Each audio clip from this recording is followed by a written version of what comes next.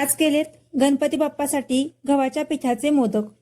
तर इथं गव्हाचं पीठ मळून घेतलं होतं, त्याची छान पारे लाटून घेतली आहे। इथं दोन्ही बोटांच्या मदतीनं अशा पाकळ्या पाडून घ्यायच्या। जेवढ्या जमतील जेवढ्या होतील तेवढ्या पाकळ्या पाडायच्या, मोजून मापून काय असं काही नाही।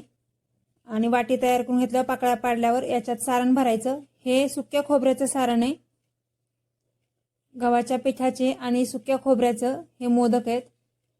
बघा, सारण भरून घेतल्यावर छान मोदक बंद करून घ्यायचा। मोदक बंद करून झालाय आणि मोदकाचा आकार झाला। मी असेच सगळे मोदक तयार करून घेतलेत अगोदरच। आता ते आपल्याला छान उकळून घ्यायचे। हे बघा, इथे छान मोदक सगळे तयार झालेत।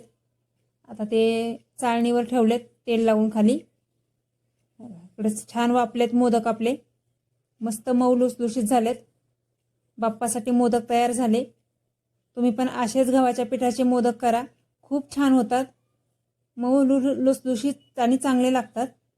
नक्की ट्राय करा आणि सबस्क्राइब करा।